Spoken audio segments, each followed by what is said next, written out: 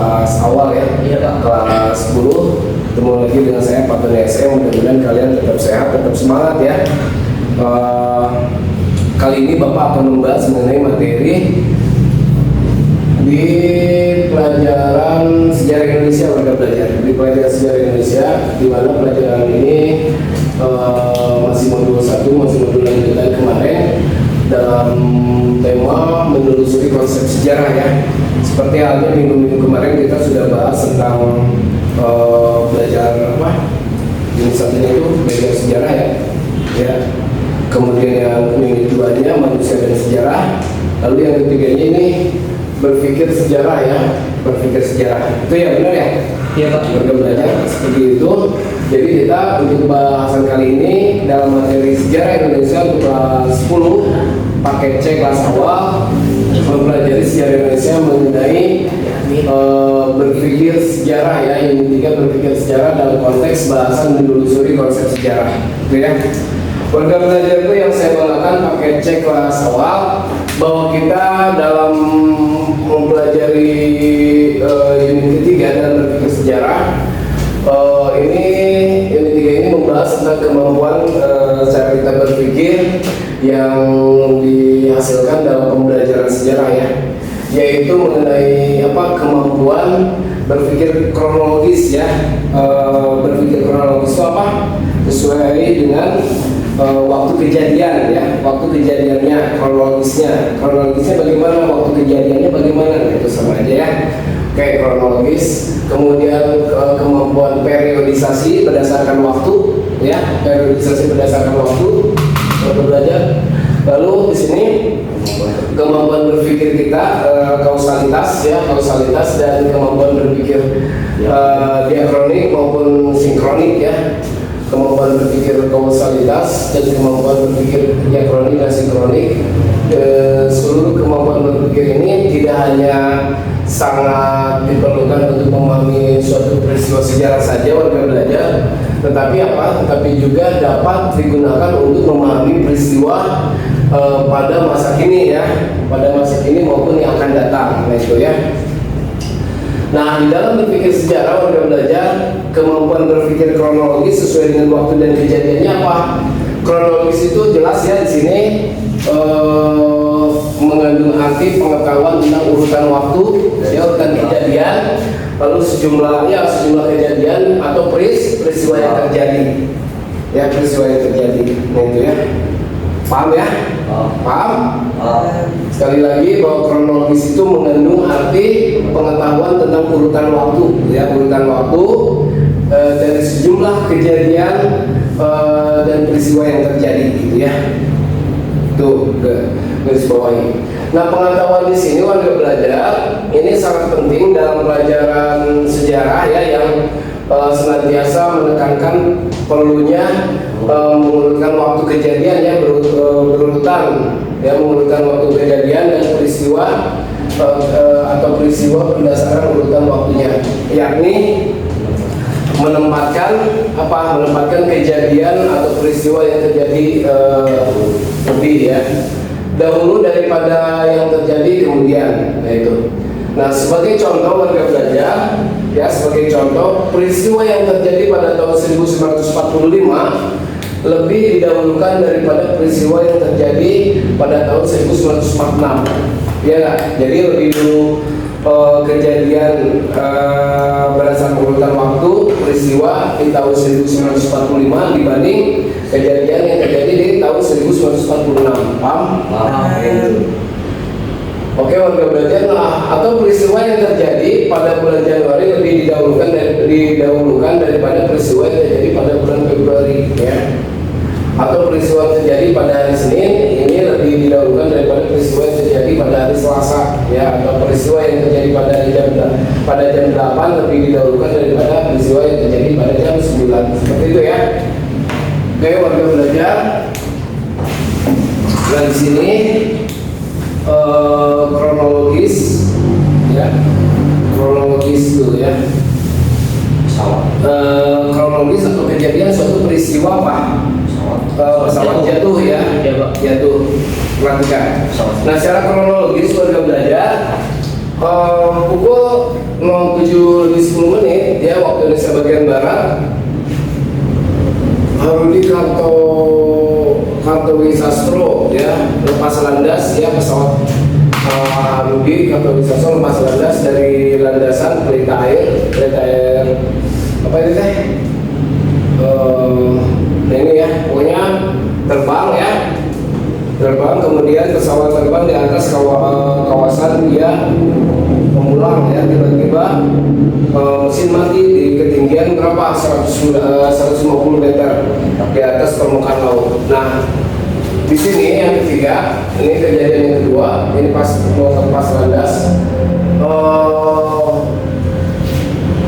pilot Herudi Pak. Pilot Herudi pensiunan apa? Peneliti bidang teknologi, kemudian mengendalikan pesawat yang sudah tidak bertenaga itu ya. Nah itu jadi oleng, paham ya? Gambar kedua ini oleng kronologis kejadiannya. Lalu yang keempat apa? Bacakan Sob. Pesawat rakitan tersebut pun akhirnya apa? Jatuh dan membentur 4 buah rumah di permukaan via pemulang. Pilot Haradi apa itu? Pilot Naas tewas di tempat kejadian. Kemudian jasadnya dievakuasi dan dibawa ke RS Rumah Sakit Fatmawati. Nah ini teh berarti semuanya berdasarkan urutan kejadian ya satu peristiwa. Berdasarkan urutan kejadian atau suatu peristiwa kronologis. Paham? Oke, waktu belajar.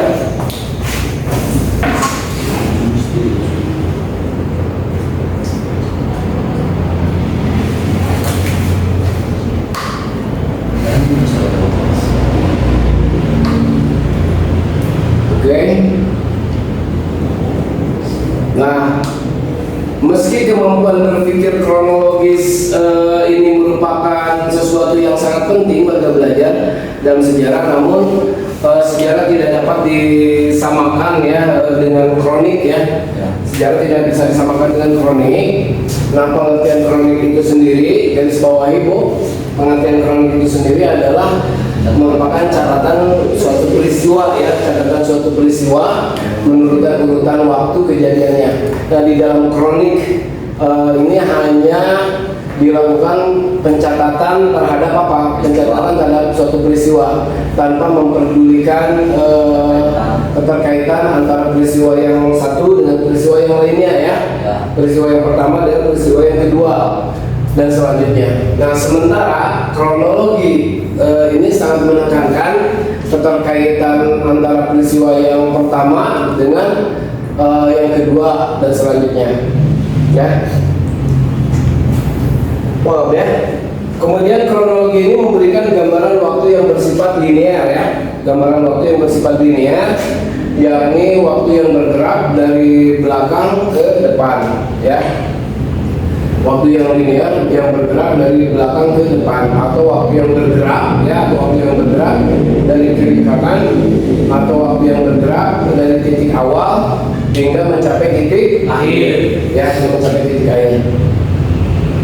Oleh karena itu warga belajar, gerakan waktu ini bersifat progresif ya. Gerakan waktu ini bersifat progresif, bersifat cepat gitu ya, progresif karena apa? Memandang perjalanan waktu sebagai proses perkembangan apa? Perkembangan menuju kemajuan ya, kemajuan. Nah dalam pandangan waktu yang bersifat ini ya, warga belajar dan progresif tersebut, maka pergerakan waktu ini dibagi menjadi tiga dimensi.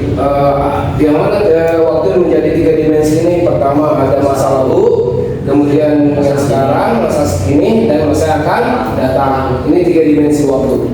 Masa lalu, masa sekarang, dan masa yang akan datang. Ini 3 kan? Ya, jadi ada 3. Ya. Manusia itu tidak terlepas dari historia, dari sejarah. Tidak ada manusia kalau nggak ada sejarah. Begitupun nggak ada sejarah kalau nggak ada manusia. Paham?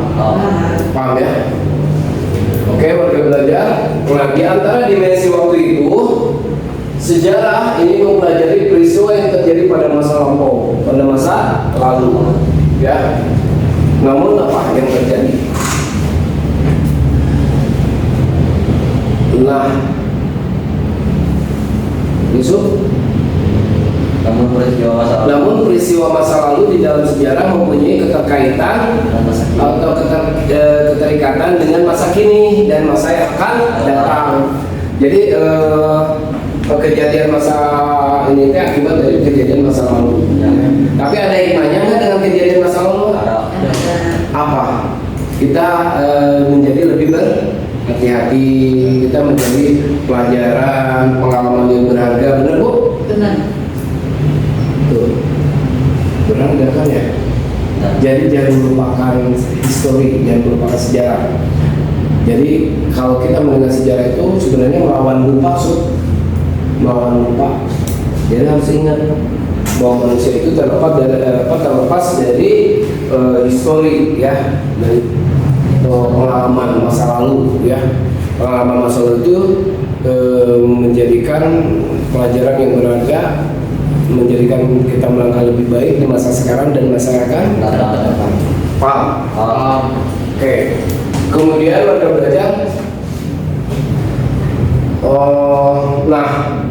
Namun peristiwa masa lalu dalam sejarah mempunyai keterikatan dengan masa kini dan masa depan. Nah, keterikatan ketiga dimensi waktu itu ini berada dalam kerangka berpikir. Ketiga waktu itu berada dalam kerangka berpikir. Kerangka berpikir apa? Kausalitas. Ada sebab akibat. Ya sebab ada akibat. Ya, kausalitas. Yang akan dijelaskan pada bagian lain dalam modul ini. Nah, baik ya, warga belajar. Nah, kebalikan dari berpikir kronologis kita, warga belajar nih, ya, kebalikan dari cara berpikir kronologis kita adalah berpikir anakronis atau anakronistik, ya. Anakronistik bila berpikir kronologi menurut peristiwa berdasarkan urutan waktu kejadiannya, maka anakronisme cara berpikir yang mencampur adukan atau memutarbalikan urutan peristiwa yang satu dengan peristiwa yang lainnya sehingga memberikan pemahaman yang salah. Ya, cara berpikir diakronis itu sendiri menyalahi gambaran waktu sebagai proses yang bergerak menurut garis lurus dari awal hingga akhir. Nah, dengan gerakan waktu secara matematis ya diukur dengan detik, ya waktu diukur dengan detik, dengan menit, dengan jam, ya. Waktunya diukur dengan detik, menit, jam. Paham ya? Nah, satuan ukuran waktu yang lebih besar adalah hari minggu, bulan, dan tahun, minggu, dasawarsa, dan abad. Coba saya pengen tahu nih,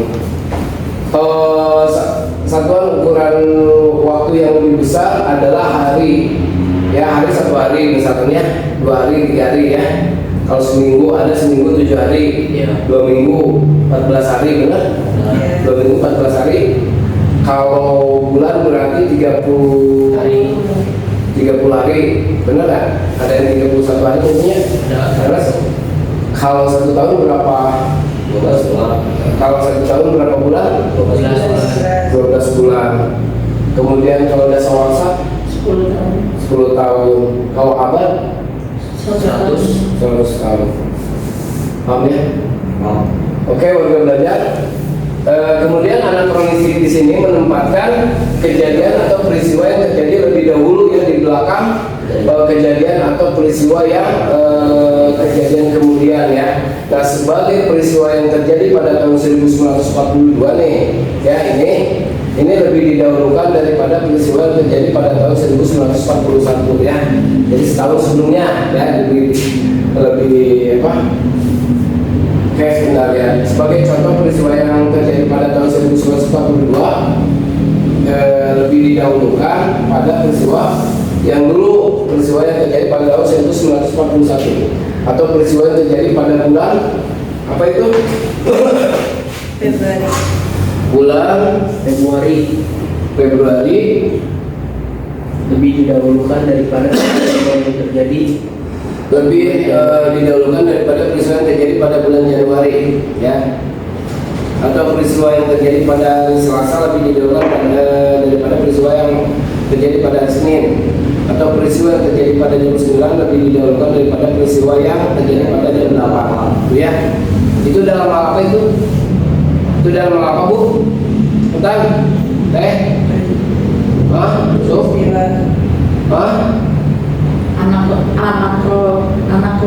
anakronisme, ya. Beda nggak dengan diakronis? Beda. Itu anakronisme, ya, benar, Bu? Jadi anakronisme mah lebih mendahulukan yang belakang, yang depan, yang belakang mencampur adukan. Iya. Jadi kayak Februari dulu daripada Januari. Baru Januari. Kalau yang Januari dulu baru Februari itu apa? Kronologis. Itu apa? Apa ya? Kronologi. Iya. Kronologis. Iya. Kronologis, benar? Iya. Betul? Itu ya. Dibaca ya nanti ya. Iya. Itu benar? Kronologis. Betul. Nah itu. Oke, warga belajarku yang saya banggakan paket C kelas awal. Nah, yang kedua atau B ini kemampuan berpikir periodisasi. So kalau kita berdasarkan berpikir periodisasi itu apa yang terjadi? Berarti berdasarkan urutan waktu, periode, ya. Menurut zaman. Nah itu periodisasi. Di sini periodisasi adalah pembagian waktu yang menurut zamannya, ya. Istilah periodisasi di sini bahasa Indonesia sepadan dengan apa sub penjamanan, ya. Penjamanan atau pembabakan, ya, penjamanan atau pembabakan.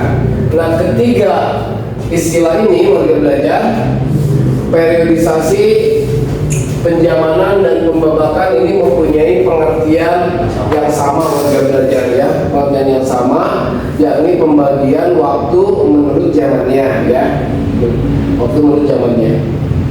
Nah, kata periodisasi di sini berasal dari kata periode, ya, periode. Nah, dalam bahasa Indonesia, ya, bahasa kita, kata periode ini mempunyai tiga pengertian warga belajar. Pertama ada kurun waktu, yang kedua ada lingkaran waktu dan masa, dan yang keempat ada masa. Tiga. Benar, tiga ya? Iya, Tiga. Ada kurun waktu, ada lingkaran waktu, dan ada masa. Tiga, ya. Nah, ketiga pengertian ini warga belajar ini mengandung arti yang sama, ya, yakni berkaitan dengan dimensi. Disebut dengan disebut dengan dimensi waktu, ya, warga belajar. Ketiga waktu tersebut menjadi dimensi waktu. Ada waktu, ada kurun waktu, ada lingkaran waktu, dan ada masa. Nah, itu disebut dengan dimensi waktu, ya. Nah, oleh karena itu warga belajar, kita memahami periode ini menjadi sangat penting, ya, dalam belajar histori, dalam belajar sejarah, ya. Karena apa? Karena dimensi waktu ini merupakan sesuatu yang paling mendasar, ya, warga belajar, sesuatu yang paling mendasar dalam ilmu sejarah, ya. Nah, periodisasi dalam ilmu sejarah ini berfungsi untuk menyusun sistematik, ya, atau sistematika dalam penulisan sejarah, ya. Periodisasi ini dalam ilmu sejarah berfungsi untuk menyusun sistematika dalam penulisan sejarah, ya, dalam penulisan sejarah. Nah, warga belajar, periodisasi ini diberikan berdasarkan kaisur, ya, atau pembagian waktu yang diberikan, ya. Pemberian kaisur ini diberikan oleh para pujangga, ya, oleh para pujangga, ya, para sastrawan atau para penulis, ya, pujangga, para penulis, atau disebut dengan historiografi tradisional, ya. Ada historiografi tradisional, penulisan tradisional, dan sejarawan. Untuk histori modern, ya, historiografi modern, penulisan modern, Keduanya ini mempunyai perbedaan sebagai berikut.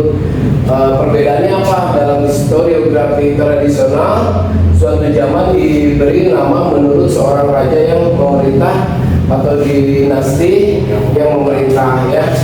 Nah ini tradisional, ya, tradisional, yaitu suatu zaman diberikan, suatu zaman diberi nama menurut seorang raja memerintah, ya, atau dinasti yang memerintah, atau nama kerajaannya, yaitu pada historiografi atau penulisan tradisional, ya, penulisan sejarah tradisional.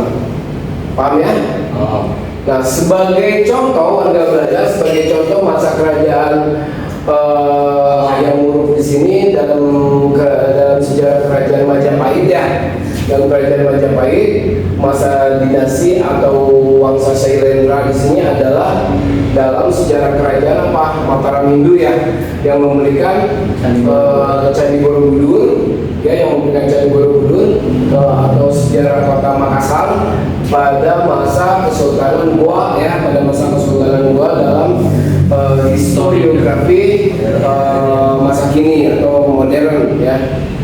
Nah, pembagian waktu ini diberikan berdasarkan apa, warga belajar? Pembagian waktu ini berdasarkan penamaan kurun waktu, ya. Ya. Nah, pembagian waktu pembagian waktu diberikan berdasarkan penamaan kurun waktu, ya, kurun waktu. Misalnya apa? Misalnya periodisasi dalam sejarah, ya, periodisasi dalam sejarah Eropa, bangsa Eropa yang dibagi menjadi tiga zaman, yaitu ada zaman kuno, yang kedua ada zaman pertengahan, dan yang ketiga ada zaman modern, ya, ketiga ada zaman modern. Nah, warga belajar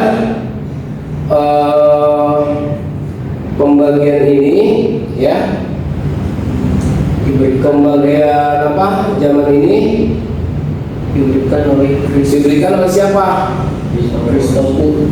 Christophorus Colarius, ya. Christophorus Colarius ini tahun 1638 sampai 1307. Seorang apa sih Christophorus Colarius? Seorang ahli, ya. Seorang ahli filosofi, filsafat, seorang ahli sejarah masa Eropa berkebangsaan Jerman, ya. Berkebangsaan Jerman, berkebangsaan Jerman. Kemudian apa, Sud? Pada abad ke-17. Pada abad ke-17. Nah, dialah yang membagi sejarah Eropa menjadi zaman kuno, ya, pertengahan dan modern. Nah, Eusebius, ya, Christophorus Colarius, ya, ya. Oke, warga belajar, dialah yang membagi zaman Eropa menjadi zaman kuno, kemudian ke pertengahan, lalu ke modern. Nah, setiap periode warga belajar, setiap periode di sini diberikan batasan waktu berapa tahun? 500 tahun, ya. Berdasarkan pembagian waktu ini, maka zaman kuno Eropa itu berlangsung antara tahun 500 sampai hingga dimulai 500 tahun hingga 1000 tahun, ya. Nah, zaman pertengahan Eropa ini berlangsung antara 1000 sampai 1500 tahun. Kemudian zaman modern Eropa ini berlangsung dari tahun 1500-an hingga sekarang tuh, ya. Berarti kita masuk ke zaman apa? Modern, ya. Masuk, ya. Sejarahnya Bayangkan 500 hingga 1000 tahun. Benar, ya? Benar. 500 hingga 1000 tahun ini maaf, 500 tahun yang lalu berarti ini zaman kuno, ya, zaman kuno. ya. Nggak tahu zaman apa. Dulu Pak dinosaurus. Dinosaurus, Ya. ya. manusia purba Ya. ya 500 tahun 700 tahun misalnya. Nah baru kekembalian waktu ini menjadi zaman kuno Eropa ya, zaman kuno Eropa berlangsung antara 500 tahun hingga 1000 tahun. Ini juga masih berlangsung, dia masih berlangsung. Paham ya? Paham. Lalu, nah baru tahun zaman pertengahan ini masuk ke zaman pertengahan, lalu 1000 tahun hingga sekarang ini udah masuk ke zaman modern Eropa. Ya, berlangsung mulai dari tahun 1500 hingga sekarang. Ya, paham ya? Paham. Warga belajarku yang memperkenalkan pakai C kelas awal, kemudian atau kelas 10. Lanjut. Nah, pembulatan waktu warga belajar nih, pembulatan waktu yang dilakukan oleh si Celarius ya, dalam periodisasinya bertujuan untuk apa Sob? Memberikan kemudian. Iya, memberikan kemudahan ya dalam memahami perjalanan histori, perjalanan sejarah bangsa Eropa ya menuju bangsa yang modern hingga saat ini, dari zaman dulu, zaman kuno, zaman pertengahan, lalu zaman ke modern ya, memahami perjalanan sejarah bangsa Eropa menuju ke zaman modern. Nah, di samping pembulatan tahun warga belajar, para sejarawan juga menggunakan pembulatan berdasarkan abad ya, abad di sini. Ya, sementara satu abad berjumlah 100 tahun. Oleh karena itu pembulatan waktu ini berdasarkan abad memahami histori atau sejarah suatu bangsa dalam kurun waktu setiap 100 tahun. Sebagai contoh dalam historiografi barat ini dikenal sebagai periodisasi ya, dikenal sebagai periodisasi yang membagi periodisasi tersebut menjadi periodisasi reformasi dan reformasi Protestan ya untuk sejarah Eropa pada zaman itu. Pada abad berapa itu? Abad ke-16 ya, pada abad ke-16. Apa yang terjadi pada abad ke-16? Periodisasi Renaissance ya. Renaissance zaman ke-8 ke zaman pencerahan. Itu Renaissance. Terjadi zaman ke-8 ke zaman pencerahan. Itu zaman Eropa pada abad ke-16. Paham? Nah, untuk sejarah Eropa pada abad ke-17 setelah zaman ke-8 ke zaman pencerahan ini timbul periode pencerahan atau Aufklärung ya. Nah, Aufklärung namanya. Aufklärung untuk sejarah Eropa yang terjadi pada abad ke-berapa? 18 ya. Dan periode romantisme, nasionalisme untuk sejarah Eropa ini pada abad ke-19. Ini zaman romantisme ya. Nasionalisme untuk sejarah Eropa pada abad ke-19. Nah, warga belajar periodisasi juga ini diberikan para sejarawan Indonesia ya, para sejarawan Indonesia pada tahun berapa nih? 1907 ya. Ini periodisasi ya, kurun waktu juga diberikan pada sejarawan kita Indonesia pada tahun 1947. Pada sejarawan Indonesia membagi sejarah Indonesia itu menjadi 6 periode ya, yaitu apa saja 6 periode itu? Yang pertama ada zaman prasejarah, yang kedua ada zaman kuno, yang ketiga ada zaman pertumbuhan dan perkembangan kerajaan-kerajaan Islam di Indonesia, lalu yang keempat ada zaman abad ke-19, lalu yang kelima ada zaman kebangkitan nasional pada masa akhir Hindia Belanda ya, dan yang keenam pada zaman Jepang dan zaman Republik Indonesia. Itu yang warga belajar nih berdasarkan urutan waktu periodisasi ya. Paham? Dari zaman prasejarah Indonesia ya, zaman prasejarah, lalu ke zaman kuno, lalu ke zaman pertumbuhan dan perkembangan kerajaan-kerajaan. Sebenarnya kerajaan Islam Nusantara sih sebenarnya zaman pertumbuhan dan perkembangan kerajaan-kerajaan Hindu-Buddha Hindu-Buddha yang ada di wilayah Nusantara. Lanjut ke zaman pertumbuhan dan perkembangan kerajaan-kerajaan baru Islam di Indonesia. Paham? Nah, setelah itu baru abad ke-19. Kemudian ada zaman kebangkitan nasional ya, yang diprakarsai oleh siapa ini? Ki Hajar Dewantara ya, Budi Utomo ya. paham? Oh. Belgium ya akhirnya Yerusalem ya pada zaman apa itu kebangkitan nasional India dan Belanda ya, kemudian ada zaman Jepang dan zaman Republik Indonesia sampai sekarang zaman saya mengajar di MBC.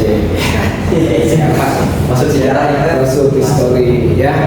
Oke, warga belajarku yang saya banggakan, setiap periode ya, setiap urutan waktu itu tersebut ya, setiap periode tersebut berlangsung dalam kurun waktu tertentu ya Bu ya, berkurun dalam waktu tertentu. Zaman prasejarah berlangsung sebelum abad Masehi, zaman kuno itu berlangsung pada awal abad Masehi hingga tahun 1500-an ya, 500-an. Kemudian zaman pertumbuhan dan perkembangan kerajaan-kerajaan Islam berlangsung dari tahun 1500 hingga tahun 1800. Nah, abad ke-19 berlangsung pada tahun 1800-an hingga tahun 1900 ya, dan zaman kebangkitan nasional dan masa akhir Hindia Belanda berlangsung dari tahun 1900 ya, 1900 kemudian apa? Hingga tahun 1942 ya. Nah, dan zaman Jepang dan zaman Republik Indonesia berlangsung dari tahun 1942 hingga sekarang ya, tahun 2026 ya, itu ya. Periodisasi sejarah ya hingga sekarang lah ya. Periodisasi sejarah Indonesia diberikan para sejarawan Indonesia warga belajar ya. Diberikan para sejarawan Indonesia tersebut merupakan penggabungan ya, merupakan pembulatan tahun dan pembulatan abad serta peristiwa-peristiwa politik yang dinilai sangat penting dari tahun 1942, yaitu awal penjajahan Jepang di Indonesia yang menandai berakhirnya penjajahan Belanda di Indonesia ya, seperti itu. Oke, kemudian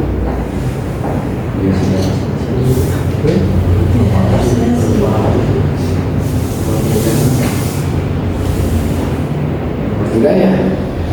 Udah Bu? Iya. Udah itu Sun? Udah Pak. Kalau kita mau kerjakan tugas ini, nanti kita lanjut ke ini ya, ke yang di atas dalam sejarah politik ya, kebiasaan pembuatan periodisasi berdasarkan pemilihan. Jadi dalam sejarah politik ada kebiasaan membuat periodisasi ini berdasarkan pemilihan kaisur ya, pemilihan kaisur pada peristiwa penting antara lain akhir perang, awal revolusi, awal suatu pemerintahan dan lain sebagainya. Nah, periodisasi di sini warga belajar seperti ini membuktikan bahwa ide pentingnya peranan perang, kemudian diplomasi, lalu peristiwa penting yang sangat menonjol. Jadi dominasi sejarah politik dan perang ini sangat menentukan warga belajar. Sebagai apa? Sebagai contoh pada revolusi Prancis ya, pada tahun berapa itu revolusi Prancis? 1700-an ya, 1789 yang dijadikan sebagai awal periode modern dari sejarah sejarah Prancis. Ini dapat disimpulkan warga belajar bahwa periodisasi dalam sejarah politik dilakukan secara tajam ya. Nah, kemudian pembagian periode secara tajam di sini warga belajar sebagaimana berlaku dalam sejarah politik tersebut tidak dilakukan para sejarawan ekonomi ya, tidak dilakukan para sejarawan ekonomi dan sosial. Mereka membagi periode berdasarkan konjunktur ya, berdasarkan gelombang ya, konjunktur itu gelombang yang memperhatikan perubahan yang lambat warga belajar. Dan sebagai contoh apa? Adalah periodisasi yang dilakukan sejarawan Prancis ya, sejarawan Prancis dia membagi historis sejarah itu menjadi 3 periode sub ya. 3 periode apa saja? Yaitu sejarah kejadian-kejadian, ada historie evenemential ya, ya ini bahasa Prancis ya. Iya bahasa Evenemential ya, sejarah konjunktur yang dan sejarah jangka panjang atau sejarah struktural, benar, struktural. Kemudian perubahan dalam histori sejarah struktural ini, warga belajar sejarah sosial ini lebih lambat daripada perubahan yang berlangsung dalam sejarah konjungtural ya, sejarah ekonomi ya. Contohnya sejarah struktural itu apa? Adalah apa? Perubahan sosial atau struktur kekuasaan. Nah ini ya, itu lebih awal. Kemudian keduanya tidak dapat terjadi secara mendadak ya, tidak menjadi secara mendadak dan berlangsung dalam waktu yang sangat lama warga belajar. Nah, perubahan dalam struktur sosial sangat tergantung pada kemunculan golongan sosial baru. Lalu kemunculan golongan sosial baru ini menciptakan pola hubungan apa? Menciptakan pola hubungan sosial yang baru pula di antara golongan-golongan sosial tersebut. Nah, warga belajar dari uraian di atas tadi bahwa periodisasi yang paling sederhana adalah bahwa urutan waktu yang paling sederhana atau periodisasi di sini adalah periodisasi dalam sejarah politik. Ini relatif lebih mudah warga belajar menetapkan kisur masa pemerintahan penguasa awal dan akhir perang dan atau berdirinya suatu negara dan kerajaan daripada menentukan apa menentukan perubahan konjungtural ya maupun struktural. Nah, kesulitan utama dalam membuat periodisasi berdasarkan urutan waktu dengan unit sejarah yang diambil ya. Nah, semakin besar warga belajar, semakin besar dan kompleks suatu unit, semakin sulit juga kita menetapkan apa? Menetapkan cerita tajam yang berlaku di seluruh unit ya. Tuh. Kemudian dalam menghadapi kesulitan itu perlu diperhatikan warga belajar apa yang perlu diperhatikan, bahwa urutan waktu atau periodisasi di sini hanya suatu modalitas untuk apa? Untuk member struktur dan bentuk kepada waktu ya. Tidak diperlukan kemukakan dalam membuat pembahasan. Yang paling pokok adalah warga belajar ini memakai kriteria secara konsisten ya. Kriteria itu sendiri adalah ukuran yang digunakan untuk menetapkan karakteristik zaman saat itu ya berdasarkan waktu ya.